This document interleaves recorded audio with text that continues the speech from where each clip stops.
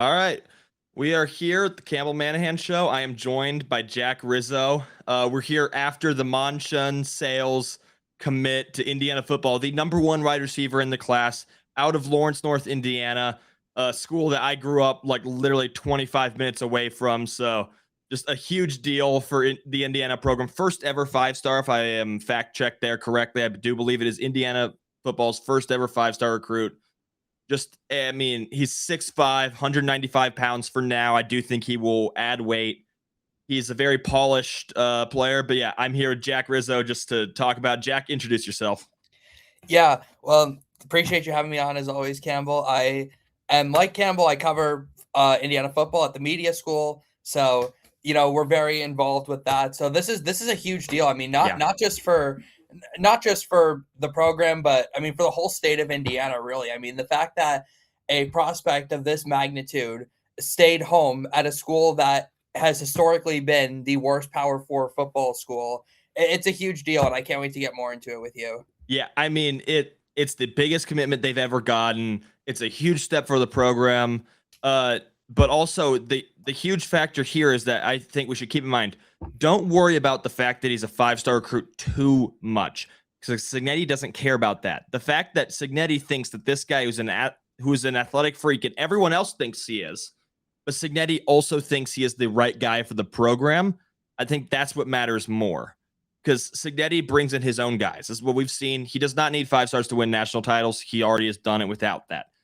But if he thinks that this 5-star is the perfect guy for the program, that's just going to be another cherry on top. This is a guy who is going to be hyped for the next year. The only problem here is we have to wait a year to watch him. That's the only issue here. Yeah, But you just gotta hope he stays healthy. Just hope he yeah. stays healthy, gets through senior year okay, and then Yeah, I mean, I want to hop in a little bit. I don't know if you have any player comp for him. I have two that I kind of like, and I want to see how you react to those. I threw out a Mike Evans, but a little okay. bit faster because Sales was I believe second in the 200 meter sprint. It's in the state track meet, so he is also a track star. So he's a little bit faster. He's more of a 4.4 guy than maybe a 4.5 guy, which Mike Evans might be more in the 4.5-ish area. But same frame, especially for now. I think Sales is going to bulk up more and become more bigger like Evans is now, but we'll give him time to get there. But I threw out that one. I also threw out a Drake London comp, which I also kind of like, where it's just this guy's 6'5", can go up, make the extra catch that most players cannot do just because they athletically have no chance of ever catching that.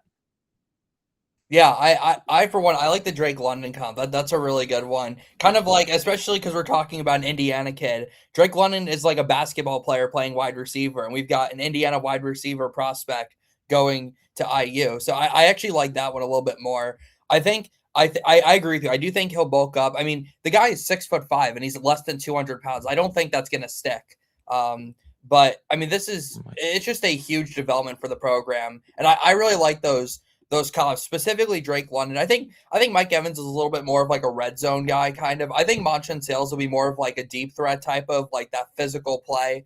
But I like the Drake London comp. But also, it's hard to compare this guy to anybody because he may just be a once in a generation type of prospect. Yeah, he might just be his own thing.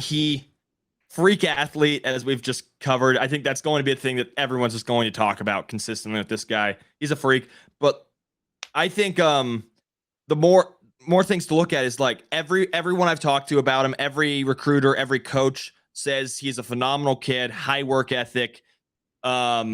He great blocker in his tape. So that's also very important. Indiana receivers under Curt Cignetti have had to be good run blockers, and Sales already is in high school. I think he'll continue to be in college. So I don't think there's any worry there. I think just he's a guy who's going to play right away. He is going to play probably under Tyler Cherry at quarterback, is what Indiana's thinking right now. They also might bring another guy in the portal, as Cignetti's been known to do, but they do like Tyler Cherry right now as a backup quarterback. But yeah, I mean, he's going to play. He's just dominant at almost everything. I think the one flaw in his game right now is route running, and it's not that big of a flaw. He can get a lot better. First of all, you can coach that. You can get a lot better at that. And I mean, he's already pretty good at it. It's not like he's not terrible at it. He's just young. He's a 17, 18-year-old kid. So you don't expect him to be the best player in the world right now, but I think he's going to get there. I mean, it seems like the biggest thing for IU here is IU actually got this guy versus like the Ohio States of the world or the Texas getting it. Those are the two guys mainly in the commitment. Or like he used to live in Alabama and his nickname his entire life has been Bama, and Alabama doesn't get this kid. Indiana does. These are the types of things that just really matter. Now, part of that is he is an Indiana kid. He lives in Indiana right now, but still, it's huge they got him. Indiana's been over this guy. From what I've dove in, Indiana has been on this guy as long as anyone other than Louisville. Louisville was his first offer, and then Indiana immediately was right there with him. They've been following him since freshman year, and it's paying off right now. Now, it's not done yet. I don't think there's any pen to paper yet on the commitment, but it seems like it should be okay to stay. I would just say to make sure we keep him. Indiana fans who live near Lawrence North, live in the Indy area, go to some Lawrence North football games. It's Friday night, probably a fun time. If you listen to the Pat McAfee show, Monshun Sales said he wants to win wants to win a state title. They're going for that. So go. That should be a good team. He's going to be dominant. Wear IU gear, show up, and show that you support Sales and IU. I think we're going to have to get up to Lawrence North game at some point in the fall. I mean, we're going to be right there. So yeah, I mean, it's probably from Bloomington. It's going to be like a 50-minute drive from Bloomington. So like, yeah. No, I'm excited, and I like what you said about all of his traits because not only is this an exciting recruit, it just makes sense if you know Curt Cignetti's history. I mean, this is the guy who recruited Julio Jones to Alabama. He's a former wide receivers coach, and I love what you said about the run blocking because if you watch Indiana football tape, and I went back and watched a lot, if you're not a good run blocker as a wide receiver, you're not going to play for Curt Cignetti. I mean, you see the way Surratt and Cooper and Charlie Becker, the way they all blocked for Kalen Black, Roman Hemby. That's why they had all those big runs to the outside. And the fact that Monshun Sales going into his senior year of high school is already a polished run blocker, that's right up Curt Cignetti's alley. So it just makes so much sense from so many different standpoints. And I think we can agree that it's crazy that this team just won a national championship. And you could argue in terms of the precedent this sets, this could be the biggest day in program history. I mean, it's their first time being able to do this.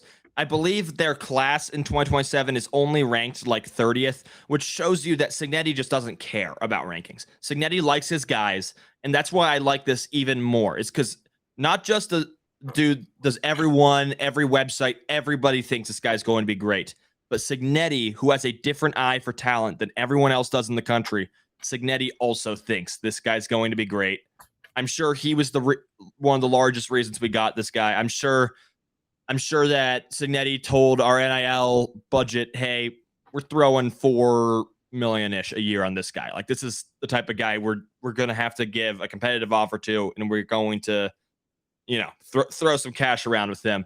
It's very impressive that this is just, it's just awesome. I'm just really excited, and I just want to watch this guy play. I want to I've dove into his current tape, but I want to see what he looks like in his senior year. I want to see improvement. I just want to keep watching this guy play football.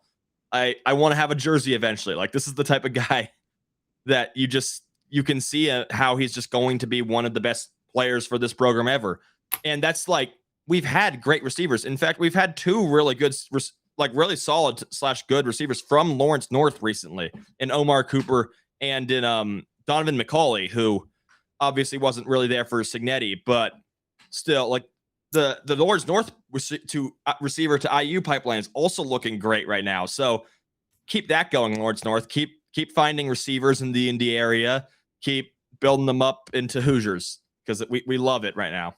Absolutely. And I think you mentioned an underrated aspect of this is the fact that, Indiana doesn't have the established program that some of these other teams who have decades of advantage, but Indiana's got the money, though. I think a lot of people don't realize how much money Indiana University has. when Indiana, and I mean, obviously Kurt Signetti is a great selling point as is, but the fact that, I mean, they just have this huge alumni network. You have Mark Cuban donating millions of dollars to the program every Whatever year. he needs. It allows them to compete with these other schools, and they've always had those resources. They just needed a football coach, and they are very fortunate to have found Kurt Signetti, because they could have hired literally anybody else during that cycle. I mean, think about, I mean, if they had fired Tom Allen a year before, they could have had Luke Fickell like that.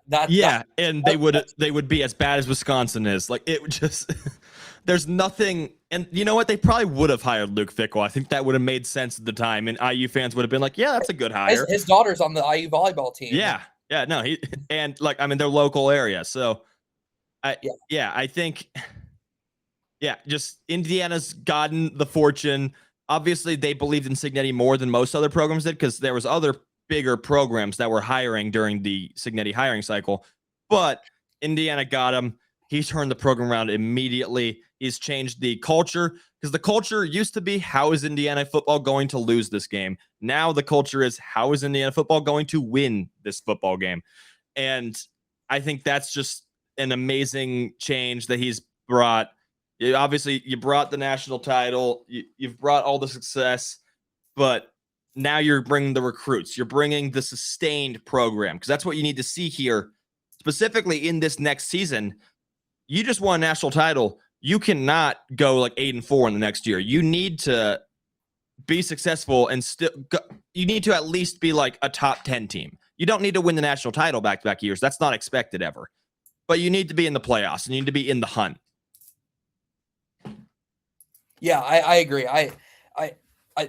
They do not have to win a national championship this year for Kurt Signetti to start being questioned as a coach. But yeah, I mean, you're right. I mean, they've set a standard. They've set their own standard. I mean, it's going to be expected they're a top 10 team every year. I mean, keep in mind, they're only getting more talent every year through the portal and through recruitment. So by that measure, they actually should be even better this year than they were last year. And they didn't lose a game last year. In fact, I think they only had like 4 or 5 games that were even one possession last year. But it's just an exciting time to be an Indiana football fan right now. And I think what the beauty of this process, this commitment, is that it's not like Indiana would have been screwed if he didn't come. Like, they weren't banking on getting Monshun Sales. It's not like the future of this program depended on his commitment. Not at all. It would have made sense for him to go to another school. Like nobody was like saying like he definitely should go to this school. They were all great options for him. But the fact that, again, an Indiana kid who stayed home at a school who's never been known as being a football school, it is just a crazy development. 2026 is just like, it just feels out of this world. This would not have been possible less than 3 years ago. It's crazy that less than 3 years ago, Kurt Signetti hadn't even coached a game for Indiana, and now, or less than 2 years, I should say, actually, because he was hired in 23, didn't coach till 24. Yeah, it's just crazy. Not only the way this has developed, but how fast it's developed. I mean, it feels like just overnight they have gone from the laughingstock of the Big Ten to the most dominant program of the 2020s. You could even argue at this point with the way the rest of the decade's going to go. Yeah, because they obviously jumped in a little late in the decade. They had a rough start to the decade, but you start out 2024, if 2024 through 2029 is this dominant, then they're going to be right put in that argument. And there's no reason to ever doubt Signetti. I think somebody was talking to me. I was talking to an Ohio State fan, and he was like, "How do you think Indiana football is going to do this year?" And I was like, 12-0, because why would I doubt them in a single game right now? They're just Signetti's giving me nothing in the past 20 games, basically. I mean, they lost the last loss to Notre Dame and then Ohio State before that. Those teams ended up playing for the national title, and Indiana just wasn't quite ready to beat them, but they might have been the third best team that year. And then this next year, they are the best team, undisputed, beat everybody that was good, at least beat everybody important, and just took everyone down, went 16-0, perfect season. Why would I doubt that they're not going to just be able to do that all over again? I mean, there's nothing. The only game that's tough on the schedule in terms of this, there's obviously hard games in the schedule, and there's going to be some close games. But the only game I would even think about picking Indiana football against is the Ohio State game, but they have that at home. And that, I think, helps out a lot. So there's just nothing here for me to actually doubt Indiana football right now, ever. Yeah, I agree. And also, you know that Ohio State game's going to be close. And, with all due respect to Ohio State and their program, we've seen in the past that Ryan Day's late game He's management, when not it's good in the close, close it's not ones. good at all. I mean, you saw the way they lost the Big Ten championship. Now, it's not his fault that they missed a 27-yard field goal, but that was also 4th and 1. Why not go and try to win the game? Yeah. You're going to give the ball back to the Heisman Trophy. You know winner what? with a Maybe chance to it's go not down the his field and fault win the game. that they missed the field goal, except it keeps happening to him under his coaching. So Yeah. it starts to feel like, even though he's not the kicker out there, it starts to feel like maybe it is his fault. It's the culture he's set that they choke in these moments. This is just what they do. Yeah, exactly. But I mean, it just still feels insane. I mean, to be fair, I honestly had expected over the last couple weeks, I was like almost 100% sure that he was going to choose Indiana, just based off what the vibe was around this situation. But there was still that outside hope, like, oh, it's Indiana. He's going to choose Ohio State, or he's going to choose LSU, wide receiver U, whatever. But this just represents a huge change in the landscape of college football. Yeah, it really does. That's if all I could have thrown out a crystal ball, like what you were just saying, how like we thought he was coming to Indiana, I would have thrown a crystal ball prediction out for Sales to commit to IU probably after his Texas visit, because after the Texas visit, then 2 days later he did not commit to Texas, and that's when it was like, okay, he's not going to Texas. He already didn't commit to Ohio State after their visit. He has a visit with us, and then eventually we got the notice that he wants to do it on the McAfee show. The second you hear he wants to do it on the McAfee show, that really sounds like he's doing IU. Why else would you do it for an Indianapolis-based show to not go to that school? Yeah, I mean, obviously he does legitimately live 4 minutes down the road from Pat McAfee's studio, but still, why'd he pick to do it there? It's because it's too Indiana tied. You know you're going to get the publicity. Signetti's been on that show several times and was on that show right after. And just, yeah, I mean, it's a great day to be a Hoosier. I'd like to talk to you now. We can transition a little bit, still talk about Indiana football, but I think we've done it with Sales now. I think at this point we've talked what we can talk about him. We need to see him play for the Hoosiers eventually, but right now, it's a great day to be a Hoosier. Let's just look at the schedule. If you could pull it up also, just definitely. Obviously you have your first, you don't really have a test truly that I believe until maybe it could be a bit of a trap game, that October 10th game against Nebraska. I think that might be their first test of the season. I agree. Because you have all these easy games: North Texas, Howard, Western Kentucky, Northwestern at home. You go at Rutgers, but Rutgers probably does not have the talent to compete with you, even though they're on the road. Then you have a road game at Nebraska, going to be a hostile environment, bit of a trap game because you don't want to look forward to what's coming ahead, because there's some crazy games upcoming, but you can't get too cocky and look ahead. You have to stay focused on that game. So I think that Nebraska game is probably the first challenge of the season for Indiana. Yeah, I agree. Anytime you go on the road to Nebraska, I mean, I don't know if they still have their consecutive sellout streak going, but they do, but I think it's a bit of a lie. I think I think there's a bunch of people that the alumni buy tickets so that they sell the stadium out, but it's not actually full. Well, shoot, I don't even think football is the longest sellout streak on that campus. I think the volleyball team actually has more consecutive sellouts than the football team does. They kind of deserve it. The football team hasn't been good since the 90s. So I mean, hey, we know that Nebraska every year is the best 5-7 team in college football. Yeah, maybe they'll be 6-6 this year. Whoa. Yeah, I don't know. I will say Nebraska did have some good moments last year. I do think Matt Rule's a pretty decent coach. I mean, we saw what he did at Baylor. Not an NFL coach, but I think he's a pretty good college coach. Yeah. I don't really have any doubts that Indiana will win that game, but I think I could see it being maybe a 10 to 14 point win instead of a 30-point win. Yeah, it's a bit of your first test of the season. It kind of reminds. I'm trying to think of a good example for this under Signetti. There really isn't one.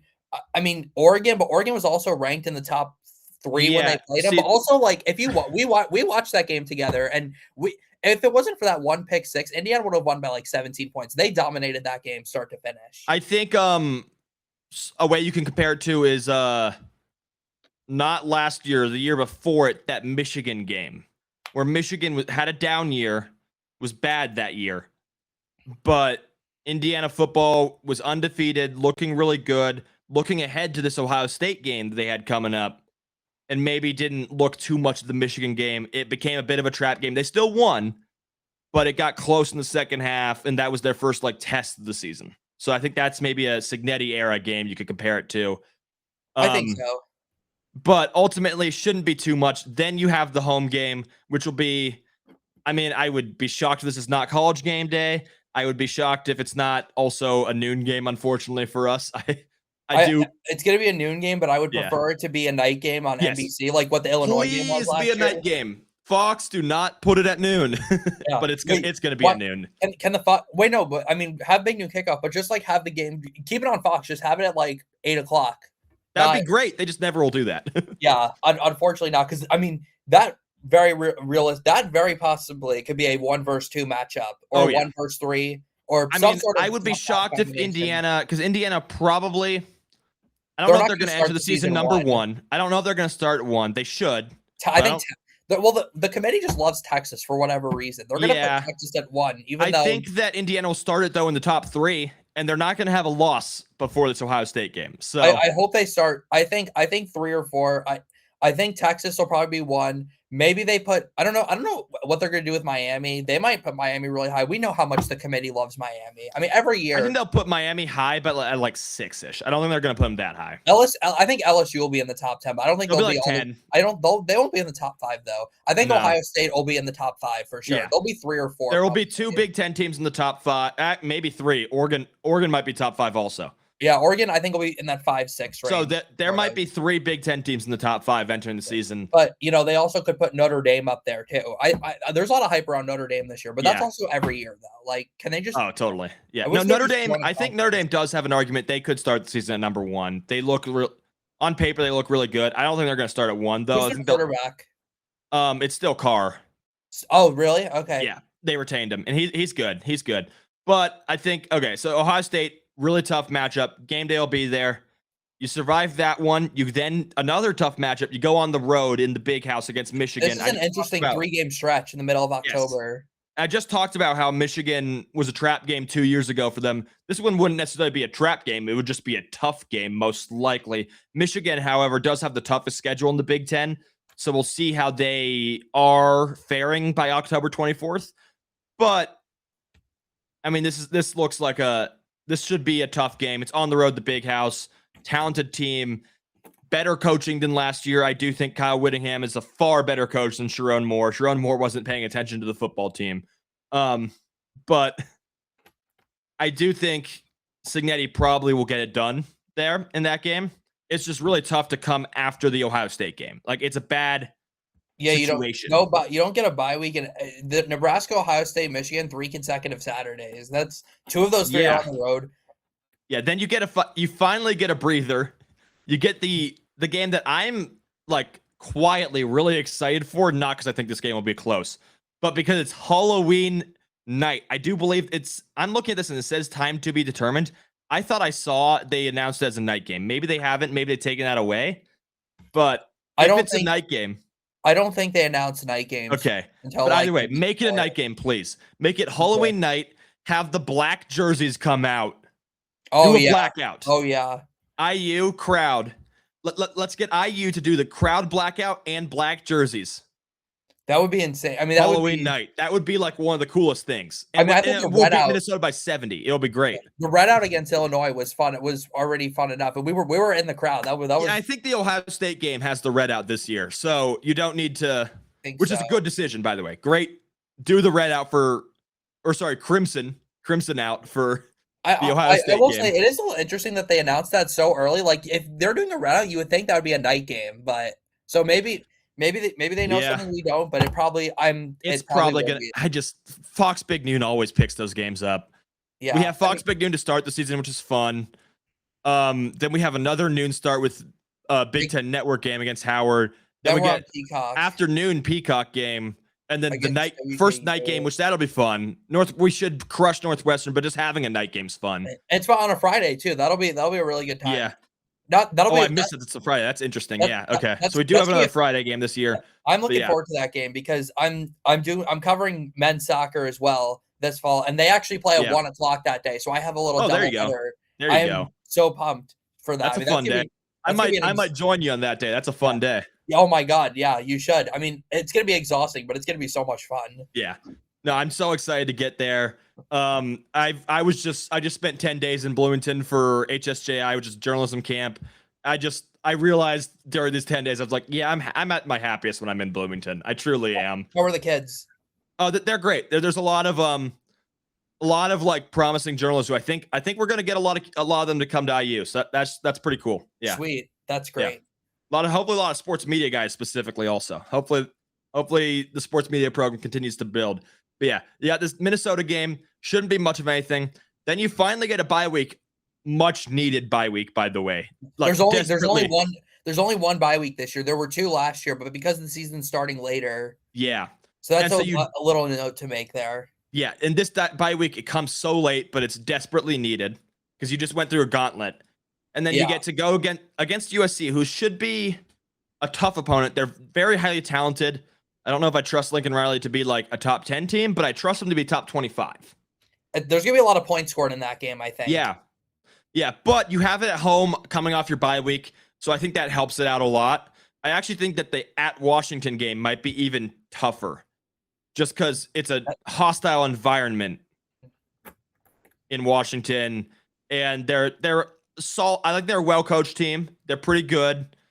They're not going to necessarily be the best team in the Big Ten, but they're also not. They're going to be a spoiler for somebody. I don't know who. I don't know what their schedule is, but they're going to spoil somebody's season. Oh, absolutely. So you don't want that to be you. That's going to be an interesting one. Hey, that game's on the road. Shout out to Seattle. I actually just came back from Seattle. It's a really awesome city. Yeah, great city. Cool for you to go there. It's really expensive, but it's a really cool city. Yeah, no, so that's really cool. Then you have the bucket game. It's not one you look past. It's a rivalry game, but Purdue likely is going to not be very good again. I would be incredibly shocked if they are a good football team this year. I think they're going to be bowl eligible. Yeah, no, I don't see them putting a competitive team out there. If they do, good for them, but we'll still probably smack them by 30 at least.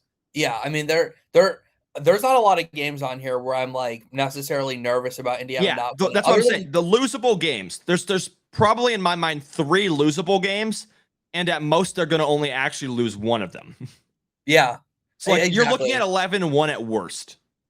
That's what I predicted them to go. Yeah. Even though I still hated doing that though, because it's still in my mind why am I doubting this team? But yeah, that's why when I'll make a prediction eventually. I'm just going to predict 12-0 because why would I ever doubt this team at this point right now? I'm predicting Big Ten champion. I'm predicting back-to-back national titles. I just don't doubt this team right now. If I see them look terrible against North Texas, that might change my mind, but until I see them look bad, there's just no doubting. We do have to take we always have to take week 1. Week 1's not a big deal for Signetti. Because we saw it last year against Old Dominion, who maybe Old Dominion was just the second best team in college football last year. Yeah, I mean, at least top 5. At least top 5. I mean, hey, keep in mind, Colton Joseph, their quarterback, is at Wisconsin now. So is Wisconsin finally going to be good this year?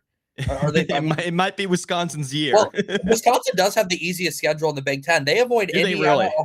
I looked the other day. They avoid Indiana, Ohio State, Michigan, and Oregon. They don't play any of those 4 teams. So they're the opposite of what Michigan does, which Michigan plays everyone. Wisconsin's toughest opponent, I believe, is Penn State? Iowa, Penn State. Or Penn State. But again, we don't know how Penn State's going to look this year. New coach, new roster. Yeah, no clue. But you can expect them to at least be I would expect them to be way better than last year and probably be about a 20th ranked team at minimum, I think. I think they could be competitive again. Actually, speaking of that, I don't know what's the whiteout game for Penn State this year. That's a great question to look up. But yeah, I'll look at. So no, I mean they're gonna lose. Wisconsin's gonna lose Notre Dame. I forgot they play Notre Dame. Yeah, that's week 1. I'm pretty sure it's week 1. It is. They're gonna lose that. But then I can see them winning I'm 8 or 9 games. Yeah, that's a huge step forward for them right after last season. I mean, they kept Luke Fickell, which they really maybe shouldn't have. So they clearly believe in him. But I mean, they also said they're going to put more money into the program this year. So we'll see if that has any sort of effect on. Yeah, and I think they gave him a pay cut, which sometimes motivates him to do better finally. And we know exactly what Wisconsin's going to do. They're going to run the football first, second, and third down, probably. That's what they've done for 40 years. Well, that's what they had done. Fickell tried to do something different. I think he's finally realized that's not what you do at Wisconsin. You can't do that. Just look at all the running backs that have come out of Wisconsin into Jonathan Taylor. Jonathan Taylor, Ron Dane, who wasn't very good in the NFL, but I mean, he was a Heisman Trophy winner, I'm pretty sure. Yeah. So they've had a lot of Melvin Gordon was at Wisconsin. They've had a lot of good running backs. No, yeah. I mean, great running back school. Really just like it feels a little wrong that they're not at least competitive in the Big Ten every year. They should be competitive. They shouldn't be like just a team that you just like To be crap fair, on. it seems like nobody's competitive in the Big Ten once they play IU. Oregon was the third best team, and they lost by 34 in the Peach Bowl. I mean, it's mind-boggling what Indiana has done to most of its Big Ten opponents, except for Ohio State, because those games have been close. But going back to 24, obviously they lost those 2 games. But I mean, we found out after the season that Curtis Work was playing with a torn ACL. Yeah. So who knows how much better they could have been if he was playing fully healthy. Yeah, and they lost to the national champion, like the 2 teams that made the national title. So like exactly. When you brought up Oregon, it made me think, what's Oregon's schedule looking like? It's a bunch of nothing for Oregon, by the way. Once again, they face Ohio State at Ohio State. So that's not nothing. That's a very tough game. I'm not gonna act like that's not much, but they're gonna be like 8-0. They don't play anybody until week 9 when they face Ohio State. Remember, Oregon's beaten Ohio State in Columbus before. Yeah, no, they've done it before, and they could do it again. That was a much worse Oregon team than the one they're going to throw out there this year. They're going to be good. They're going to be a good team. Even if they have a quarterback injury, they can be good because Raiola could be a good back. Like, he might be the best backup. Yeah, I am interested to see. I mean, low-key, the Boise State Week 1 matchup is interesting. I mean, we saw Boise State only lose by 3 last year, and I think Boise State will be like number 25 in the polls. I think they're going to have them as the best Group of 5 school again. So maybe a little ranked matchup there in Week 1. Yeah, no, Boise State's definitely one of the more scary teams to face. I mean, obviously one of the most historic Pac-12 teams out there, Boise State. Actually, Week 4 on the road against USC is a little bit tough. That's like a little bit of a tough game, but I still think they'll win that game. Yeah, that's true. It being at USC is tough. So that's their first challenge. Yeah, I think they'll be fine though. I think their defense is good enough to, like, if you could hold USC to like fewer than 30 points, you're probably going to win because their defense is terrible. Because you're gonna score like 45. So yeah, I think they played last year, Oregon and USC. I think that was like, it was like 45-30 or something like that. That rings a bell. Yeah, but no, I think Oregon's gonna be good. Ohio State's obviously gonna be good. Indiana's obviously gonna be good. I think Michigan will be good too. Yeah. Do you have a take on who you think that 4th team in the Big Ten is going to be? Or even maybe they'll be better than 4th, but like, who are you missing that's going to be like really good step up in the Big Ten? Well, we have time, right? I'm going to go through some of these schedules. All right. So we have Michigan. I'm looking at Michigan's schedule. Yeah. Michigan does play all the good teams. They play everyone. They play Oklahoma too. Yeah, I know. They play literally everybody. Yeah. I mean, their first 4 at home is a good advantage. Like I think they'll beat Oklahoma at home. Yeah. That feels like this is the problem. If Michigan loses that game week 2 against Oklahoma, they're in deep trouble. Yeah. Like if they lose that game, I know it's not a Big Ten loss, so it won't actually hurt their like chances of Big Ten title and stuff like that. But it doesn't get easier. So you kind of have to win that one. You have to beat Iowa at home also, which you should be able to do. If it was in Iowa, I'd be a lot more scared of that game. Iowa's always a trap game. Yeah. Every time you go on the road there. I mean, we saw Indiana last year almost lose. I mean, they only scored in the final minute and a half to win. And you know what? They might have they probably maybe even should have lost. Iowa missed a kick there. Like it really helped them out. And their quarterback left the game in the second half. Like IU got kind of fortunate in that one. You have at Minnesota, which is a bit of a break. It's on the road. You do get to host Penn State and IU, so that helps that they are hosting those teams. I think realistically, Michigan should start 8-1 at the worst with a loss, probably to Indiana. I don't think they'll win that game, but I mean they should win all these other games. Having to face a 4-week stretch where you face Iowa, Penn State, and IU all in those weeks is really like tough. The only good thing is that they're all at home. Then you have the fact that you also are at Oregon and at Ohio State this year. Like those are two of the final 3 weeks of the season. It's basically like I think it's going to, the way I see this Michigan season going is they're going to be 9-2 heading into Columbus. And if they beat Ohio State, like they've been able to do 4 out of the last 5 years, they did not do it last year, but if they get their redemption and beat Ohio State, they make the playoffs. And if they don't, they will not make the playoffs. Like this is, I think it's that scenario again. Like it's like Ohio State probably will be more guaranteed in like 11 or 10-1, while Michigan's coming this game with 2 losses and needs to win it to make the playoffs. I agree. I think it's gonna. I definitely think it'll come down to that final game again, like it did last year. Yeah, it always seems to come down to the game. It always comes down to the game. I'm looking at some other Iowa. Iowa's only tough game is Ohio State, and it's at home. And on the road at Michigan. Oh, I forgot about that. Okay, so Michigan. So, those are back to back. So if they lose those, they're in trouble.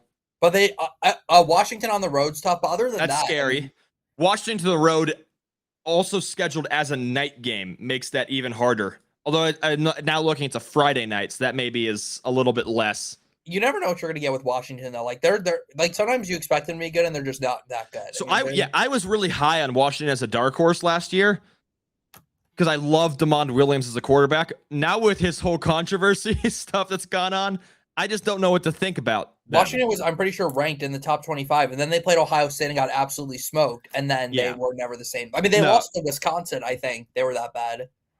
Yeah, I think they're a good dark horse. I'm glad they're in the Big Ten because they're like a frisky team, but I don't know if they're actually good enough to really compete for a Big Ten title. I'm happy they're in the conference.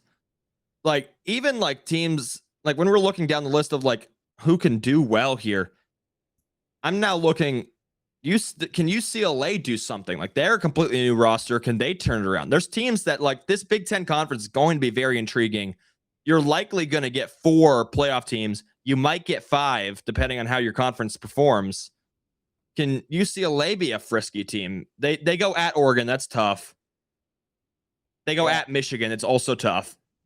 But their others are kind of winnable.